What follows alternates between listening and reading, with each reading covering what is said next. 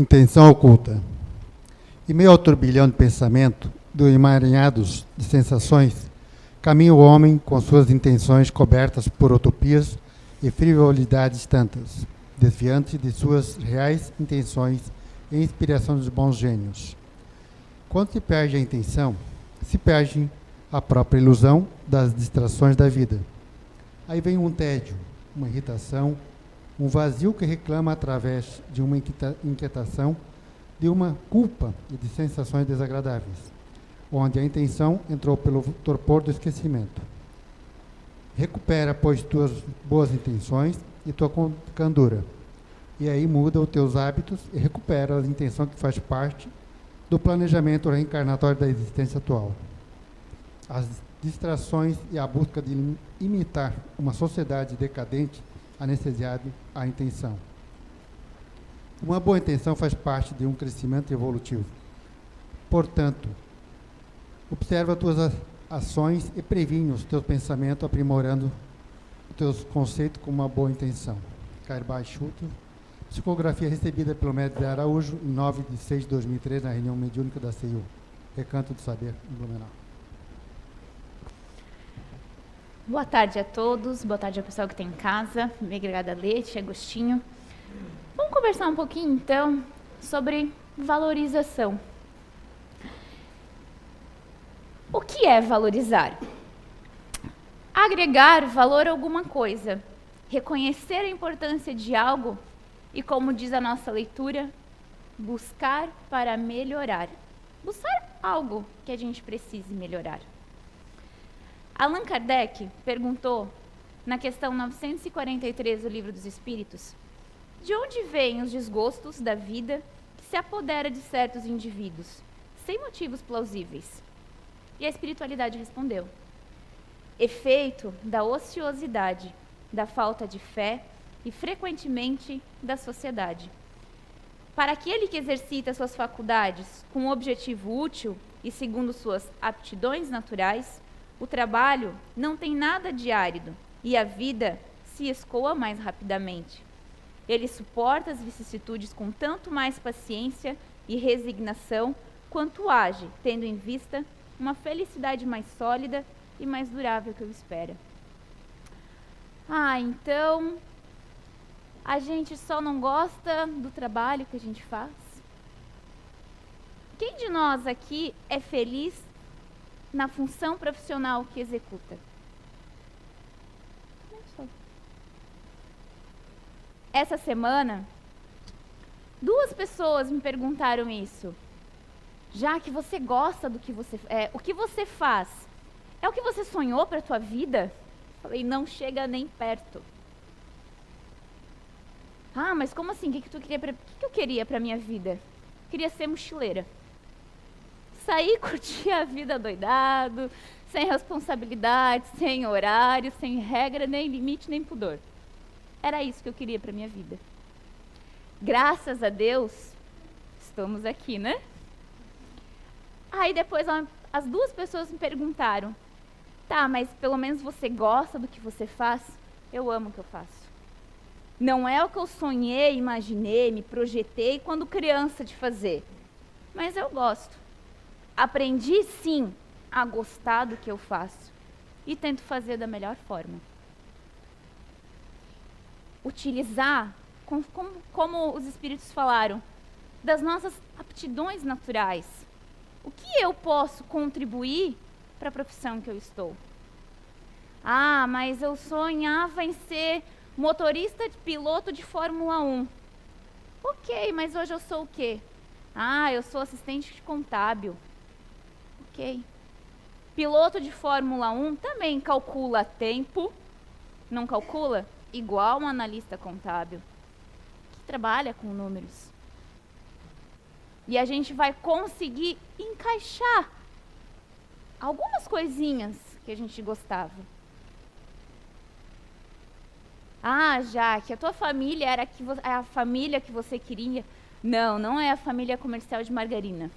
Sabe aquela família que reúne no café, que aparece naqueles comerciais lindos, maravilhosos? Não é.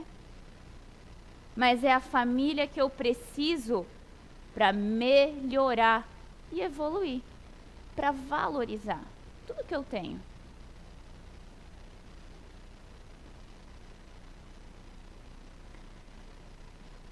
E então eu pergunto, ao que a gente está dando valor? A gente valoriza todos os dias as coisas, os sentimentos, as pessoas erradas. Principalmente coisas e sentimentos. A gente dá vazão a sentimentos que não precisa. Acho que muitos já ouviram aquele ditado popular que tem: que show sem plateia não dura, não é? O que isso quer dizer? Quanto mais a gente valoriza uma coisa, mais intensa e mais forte ela fica. É como se a gente desse força para tudo. Utilizem isso quando tiverem com dor de cabeça. Utilizem isso quando tiverem com um grande problema que eu não vou conseguir resolver. Eu preciso fechar essa venda, eu preciso. Quanto mais motivos eu for alimentando e colocando de que não vai dar certo, não vai dar certo. Quanto mais eu espalhar o negócio que eu estou tentando, não vai dar certo. Eu estou super valorizando e criando uma expectativa que eu não sei nem se eu vou alcançar. Aí sim vem o desgosto.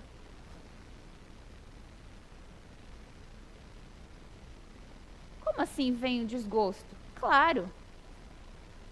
Criei uma expectativa de que eu ia comprar um carro, assim, assado. Comprei uma moto. É um desgosto? Não. É o que a gente consegue no momento. Isso é uma história própria. Tentei? Tentei, claro. Fui atrás. Pensei assim, não vai adiantar. Preciso trabalhar com o que eu tenho. Lidar com o que eu tenho.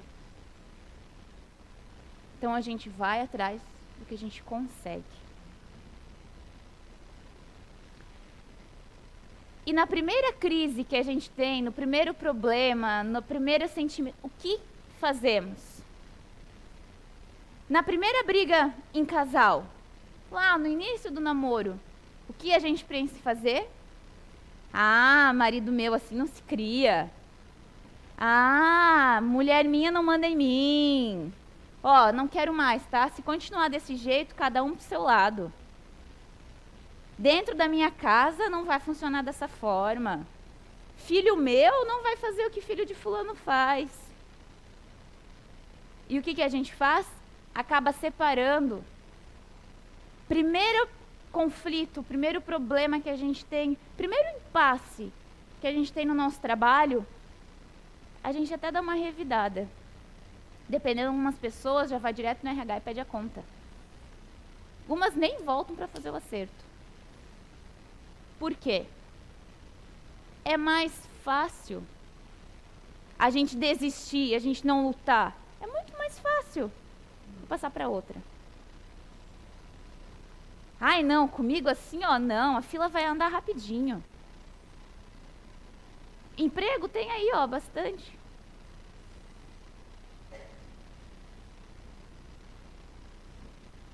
E aí, a gente começa, ou ainda quando são valorizar sentimentos, a gente começa a valorizar mágoa.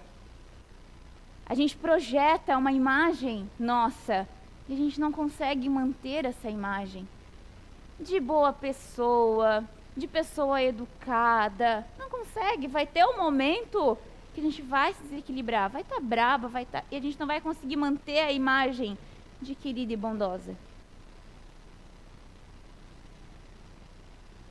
Não somos 100% bondade, nem 100% ruindade. Quantas pessoas estão sofrendo caladas? Valorizando demais sentimentos e não valorizando as oportunidades e a vida que a gente tem. O que eu quero dizer com isso? Recentemente, a Rosane deu uma palestra maravilhosa sobre suicídio. Primeira coisa quando eu recebi esse tema, foi o que eu pensei. Eu trabalho num hospital aqui de Blumenau e vocês não fazem ideia do índice de pacientes que eu recebo toda semana no hospital por tentativa e ideação suicida. E é algo que me pega assim, ó, poxa, o que a gente pode fazer? O que está acontecendo? Teve um caso de uma menina que uma segunda-feira eu cheguei, 8 horas da manhã, o médico plantonista pronto-socorro me ligou. Era uma menina de 18 anos, que no sábado, às 4 horas da tarde, tinha ingerido 30 comprimidos de paracetamol com vinho. E foi para o pronto-socorro. Fui conversar com ela para tentar entender o que tinha acontecido. Não, o médico não me ligou para isso. Ele me ligou para saber se poderia liberar ela ou se a gente ia encaminhar ela para o Santo Antônio, para a clínica psiquiátrica. Não é que eu desvalorizei o pedido dele, não. A minha intenção, que eu dei valor, era de entender o que levou uma menina tão jovem, de 18 anos, a pensar em tirar a vida. E ela me contou brevemente, depois eu fui conversar com os pais, liguei para os pais virem. Ela era filha única, e ela recebeu tudo, exatamente tudo. Foi uma história que me pegou pessoalmente. Ela gastava o salário dela, o salário do pai, o salário da irmã adotiva, o salário da mãe e de quem mais ela pudesse sugar. Ela completou 18 anos na sexta-feira anterior. E ela porque queria um carro. Ela estava fazendo carteira já. Ela ia fazer a prova para habilitação naquela semana. E o pai conversando, mas minha filha, agora não vai dar, a gente não tem dinheiro. Uma família humilde, gente. Não era uma família nem de classe média. Uma família extremamente humilde.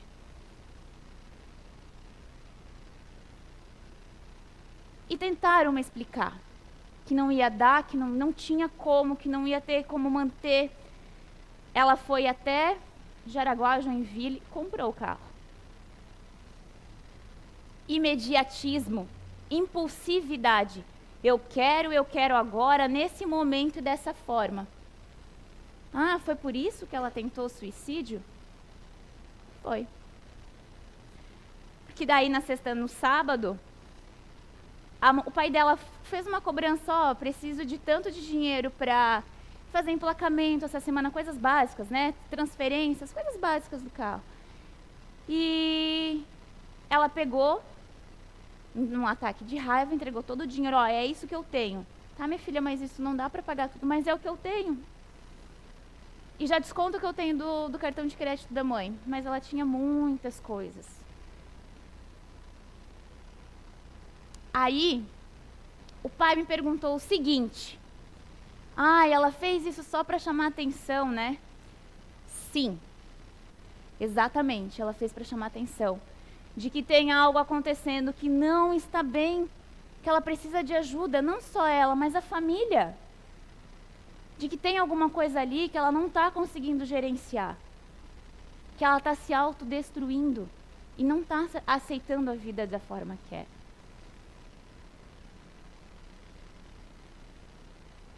Não só em tentativas de suicídio, mas quantos de nós, quando a gente não tem o que queremos na hora que queremos, a gente valoriza demais a raiva, a intolerância, a impulsividade e não valoriza o que realmente precisa.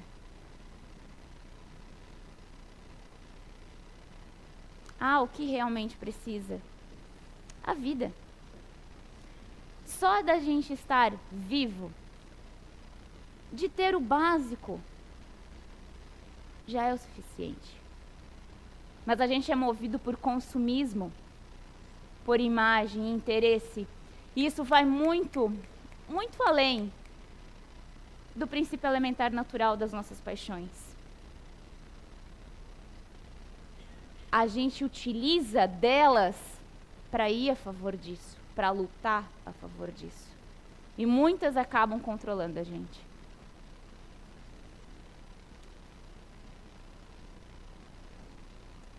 Quantos ainda buscam medidas extremas por preconceito?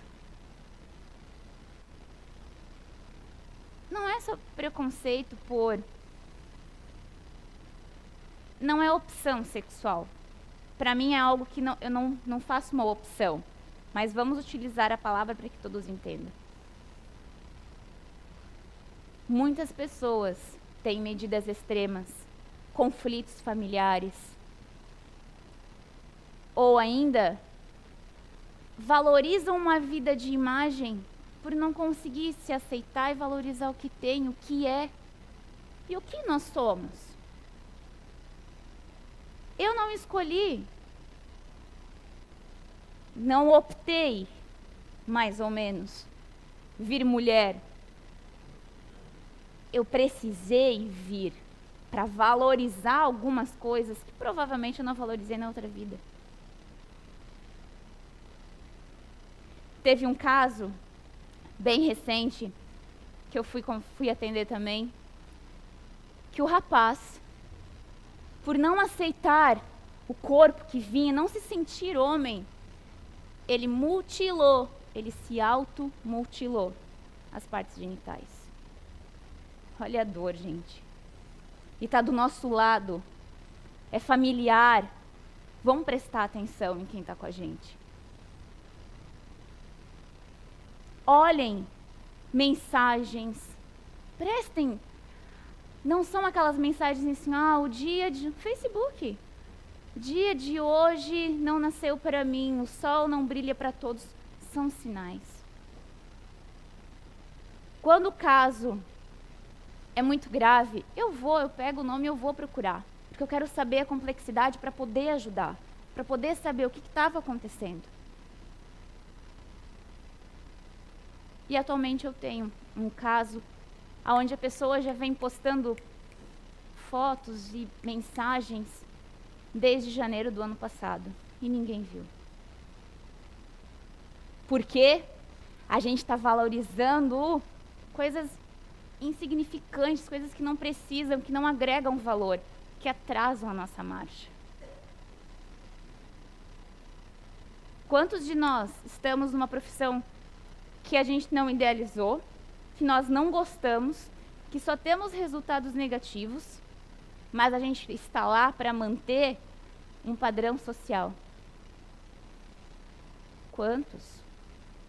Tá, Jaque, mas eu não posso simplesmente pedir a conta. Eu tenho uma família? Ok.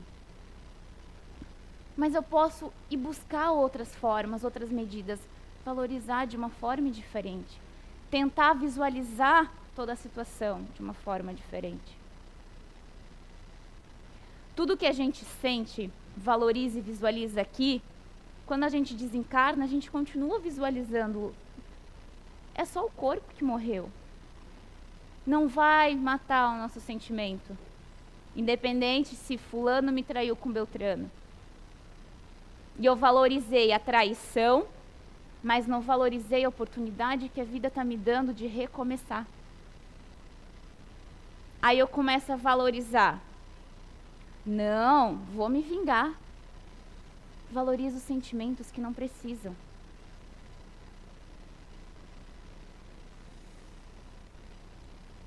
Pensar em suicídio faz parte da natureza humana. Quem de nós? Vamos pegar esse suicídio e vamos ampliar um pouquinho. Não só para o suicídio do corpo. Quem de nós suicida sentimentos todos os dias? Vontades. Quem de nós não aceita a cor de cabelo? Todo mundo aqui tem o cabelo que queria? O corpo que queria? Não. Eu uso essa roupa aqui porque foi essa que eu consegui comprar, mas não era a que eu queria. Não. Mudar faz bem, faz. eu cortar o cabelo, mudar a cor, faz bem. Mas qual é o motivo? Eu comecei a mudar o meu cabelo com 14 anos de idade. O cabelo não era como é hoje. E eu me arrependo muito. Sinto muita falta dos meus cachinhos. Mas por quê? Valorizei da forma errada. Ok, cabelo. Mas e sentimentos? Demorou para perceber, não demorou? Demorou. No livro Os Perispíritos e Suas Modelações, tem um trechinho da segunda parte que fala bastante sobre perispírito e sobre suicidas também, que está assim: aquele que faz mal é escravo do mal que faz, sendo impossível libertar-se de tal escravidão sem antes percorrer os difíceis túneis do sofrimento que liberta ou do amor que redime para a vida imortal. Não tem outra forma da gente aprender, de dar aquele start, se não for pelo amor ou pela dor. Independente do caminho que a gente vai seguir. A gente só vai deixar de fazer o que a gente está fazendo se for pelo amor ou pela dor.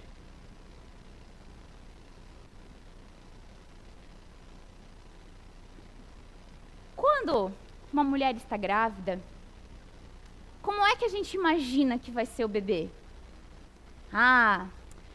Uma mãe muito cabeluda, a gente imagina que o bebezinho vai vir também, né? Bem cabeludinho, vai puxar o olho da mãe. Daí quando nasce, vem uma criança de olho azul, careca, e tu olha assim, é teu filho? Ou seja, meu Deus, não foi nada do que a gente imaginou. E vamos buscar agora para outros sentimentos. Quantos de nós projetamos, visualizamos situações, momentos, adquirindo coisas, a gente põe muita expectativa e acaba morrendo na metade do caminho?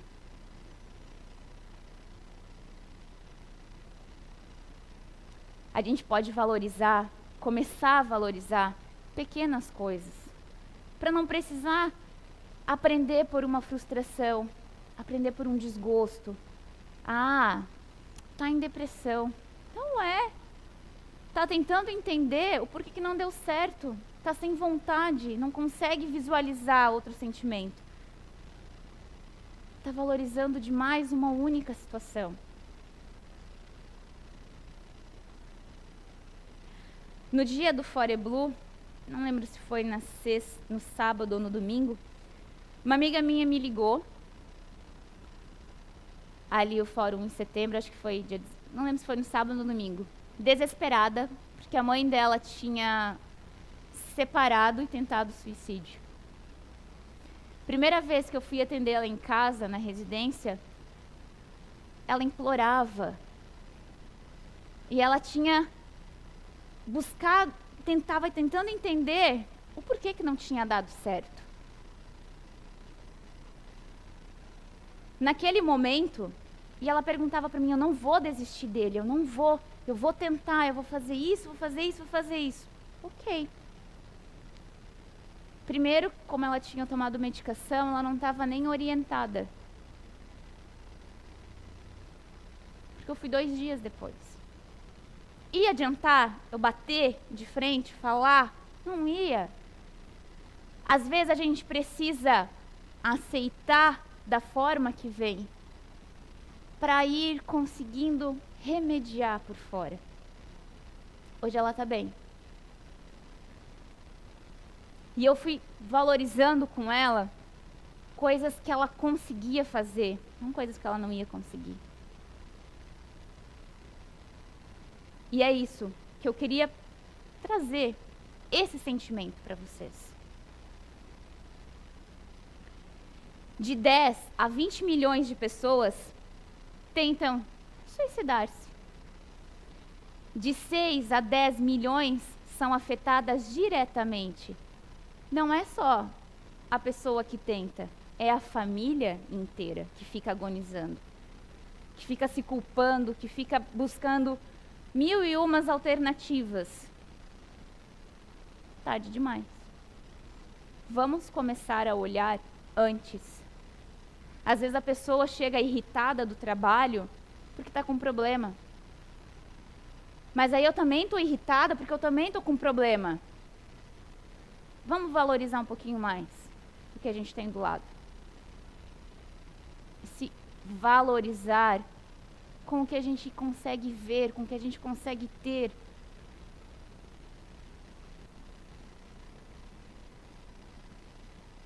Suicídio é uma forma de chamar a atenção? Sim.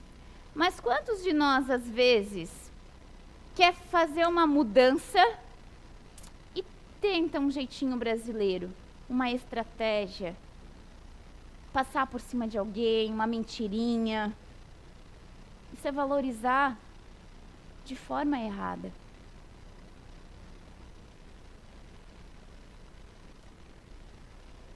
Na questão 957 do Livro dos Espíritos, Allan Kardec perguntou: quais são, em geral, as consequências do suicídio sobre o estado do espírito? E a espiritualidade respondeu: as consequências são muito diversas. Não há apenas uma fixada. Em todos os casos, são sempre relativas às causas que o provocaram.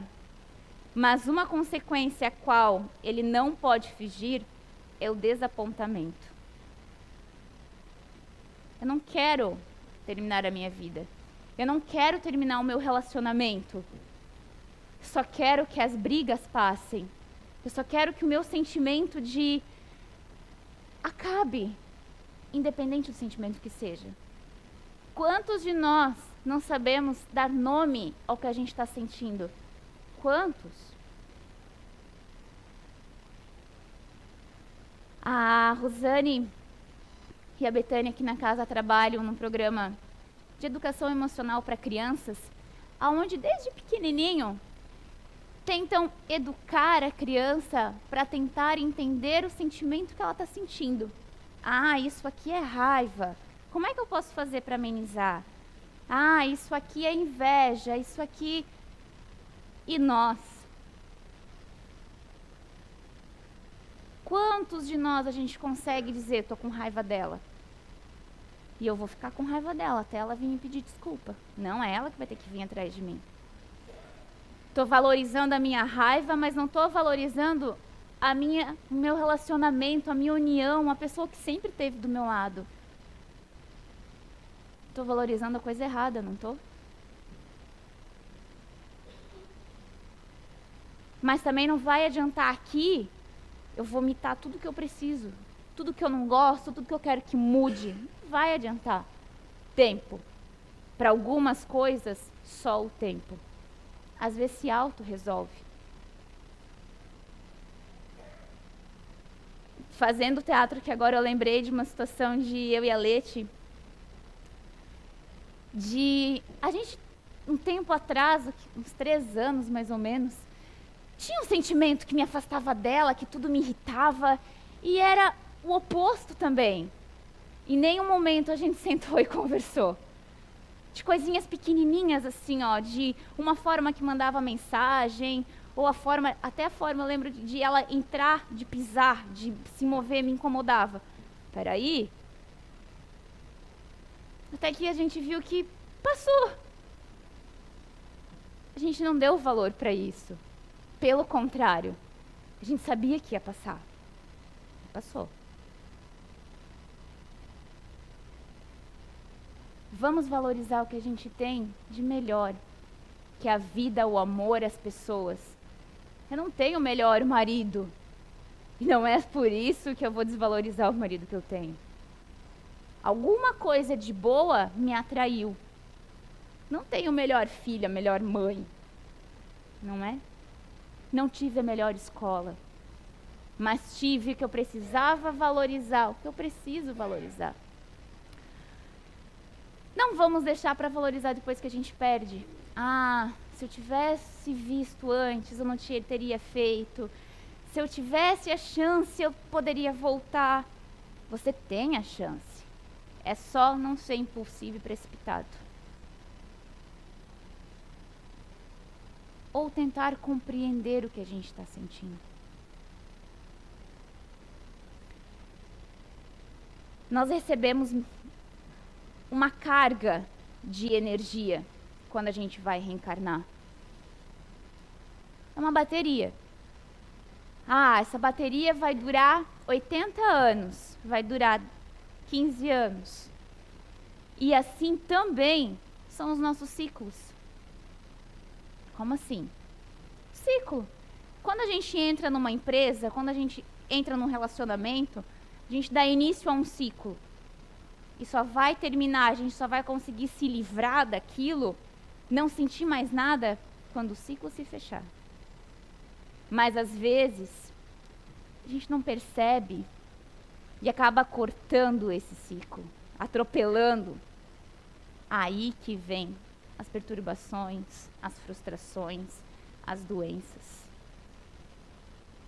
As tentativas desesperadas de consertar.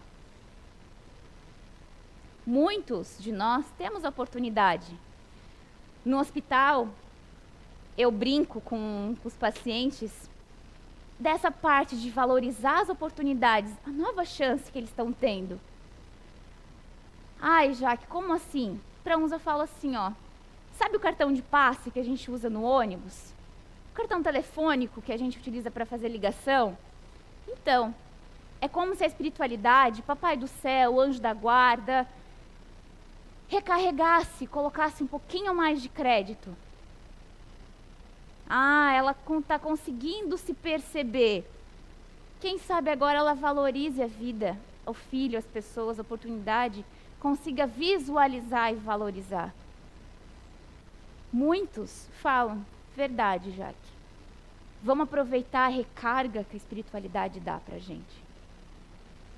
Quantas coisas eles já nos auxiliaram, já nos livraram, já nos recarregaram e a gente nem percebeu. Porque a gente não está valorizando, a gente não está sintonizado. Porque a gente está valorizando a mágoa, a inveja, as coisas que o outro tem, o que eu quero adquirir, o final do ano na praia, a viagem que eu vou fazer. E isso tudo não está fazendo eu ver o meu filho que está com problema na escola, a minha esposa que está com o cabelo caindo. Por quê? Porque cabelo cai, é um ciclo ali, uma época que cai. Às vezes não, às vezes é emocional. Quantas crianças a gente está supervalorizando, só que a gente não está perguntando, fulaninho, você quer isso, fulaninho? Não, meu filho vai fazer tal coisa. Eu tenho uma prima de 2 anos, aonde meu tio fala para a família inteira, para todo mundo, que ela vai ser médica. Nunca falei nada, né? Pensa assim, e se quando ela crescer ela não quiser ser? E aí? Eu supervalorizei uma expectativa minha, supervalorizei uma imagem para manter isso, de que minha filha vai ser médica. Já pensou se ela pensa em mochileira que nem a prima? E some no mundo? E aí? Vamos trabalhar com o que a gente tem. Quando a espiritualidade falou para Allan Kardec que o trabalho é árido, trabalho não é físico, não é de eu sair todo dia para minha atividade.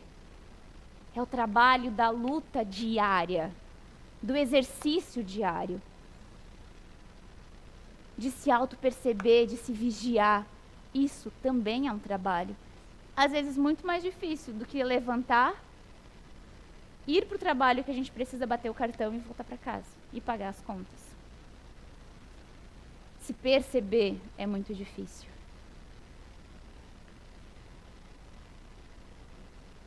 Toda forma de valorizar a vida é um ato de amor. Toda forma que a gente valoriza. Não é supervalorizar ou desvalorizar. É valorizar na medida certa. Eu não gosto da minha profissão, mas eu gosto da liberdade que ela me dá. Ok. Eu não gosto disso, mas eu gosto de tal coisa. Vamos valorizar as coisas positivas, as oportunidades positivas.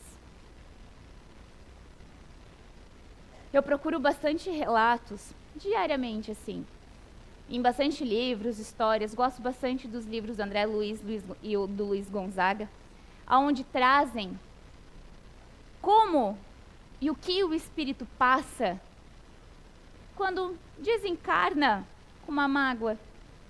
Não vai acontecer nada, ele vai desencarnar. Daí lá no plano espiritual eles vão mostrar o motivo que gerou aquela mágoa e ele vai entender e vai perdoar. Tem pessoas que conseguem deteriorar mesmo. Como se a gente pegasse o papel, colocasse no fogo e vou alterar a forma do papel, não vou? Exatamente isso que a nossa mente consegue fazer com o nosso espírito e com a nossa encarnação. Da mesma forma. Quantos espíritos de pequenas histórias que eu li que valorizam muito aqui o corpo e quando desencarnam deformados. Hoje eu li uma história no Perispírito e Suas Modelações de que um rapaz jovem se suicidou com uma arma de fogo. E a maior dificuldade da espiritualidade auxiliar não era o suicídio, eram as formas mentais que ele tinha se colocado, se projetado. Por quê? Quando ele era encarnado, e logo no que ele desencarnou, ele gostava muito de fazer personagens, de criar personagens para assustar as pessoas. Isso foi ficando tão forte no plano espiritual, e para ele eram sensações e sentimentos, ele ria, se divertia, ele gostava de deformar, de fazer maquiagens daquelas de terror, assim, para assustar as pessoas. Quando ele desencarnou, ele já estava há muito tempo naquela mesma monoideia, no plano espiritual, com deformações. Porque aí, quando ele desencarnou, ele viu que ele conseguia moldar o espírito, moldar o perispírito. E ele conseguia fazer os órgãos para fora, colocar uma cara no fígado, o fígado vir e pegar. Isso tudo no livro conta com muitos detalhes. Só que conforme ele ia fazendo isso para assustar, tanto médiums, quanto assustar pessoas em sonho, quanto assustar próprios espíritos mesmo, ele não conseguiu mais voltar. Eles iam ter que fazer pequenas cirurgias espirituais quando ele aceitasse ajuda. Cirurgias mesmo. E o espírito ainda pergunta assim, como assim cirurgias? Tipo transplante? Sim. Nós vamos substituir os órgãos do espírito dele por outros. Porque esses já estão muito deformados. E terapia e psiquiatria espiritual também. Porque a gente é muito viciado aqui, né? Em medicações. Então não adianta, vou desencarnar, a gente vai precisar de um remedinho. Muitas vezes é água. Mas a gente precisa, é o que a gente valoriza. Aceitar não é ir contra ao que a gente quer. Não é bater de frente. Não é sermos submissos. Aceitar não é ter medo, ser covarde. Não é cobrar dos outros, não é se cobrar demais, não é se julgar. Não é se desprezar. E para encerrar, já para o final, vamos aceitar a forma que a gente é. Mas já que eu não consigo sair de casa com o meu filho que eu tenho em casa, na cadeira de rodas. Eu não consigo já chegar em casa e escutar meu marido esbravejando, falando palavrão, me torturando. A gente precisa valorizar coisas boas. Às vezes a gente precisa mudar,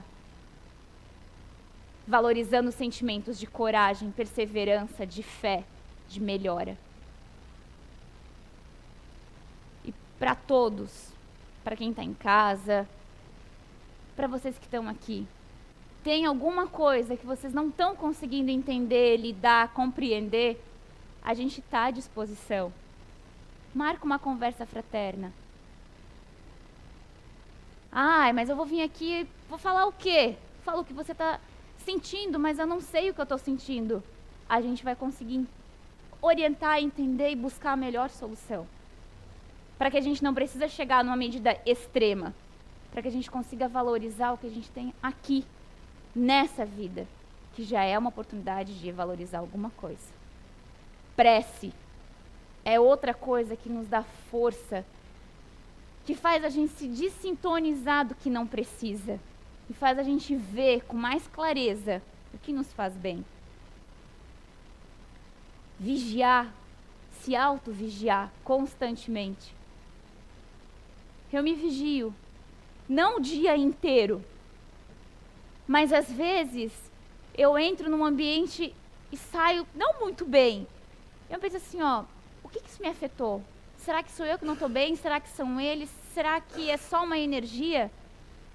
Será que eu falei alguma coisa? Será que eu fiz? E mesmo se eu não fiz, mas que a gente possa se vigiar. Eu não posso fazer isso, mas eu quero, ela merece. Não, mas eu não posso. Eu vou sair de perto então. E o tempo vai passar e aquele sentimento não vai ser mais o mesmo. E se permitam. Se perdoem. Às vezes, para a gente valorizar alguma coisa que a gente tem, a gente precisa perdoar. Se perdoem e se aceitem. Baixinho, gordinho, preto, branquinho. Com filho, sem filho, solteiro, casado. Rico, pobre, não importa. É uma condição passageira de valorização, de oportunidade, que a gente precisa evoluir. É o que a gente tem. Mas eu não fiz nada para merecer isso. Sim, fez sim. Se não fez fisicamente, pelo menos pensou. Fez sim. Uma ótima semana para vocês de prece, vigia. E se não conseguirem lidar com alguma coisa, eu tive uma notícia ruim, conversem com a gente. A CIU não está à disposição só para palestra, passe e cursos. Orientação e conhecimento também. E conversa. Às vezes a gente só precisa falar. E nós temos profissionais preparados para escutar e ajudar. Uma ótima semana a todos.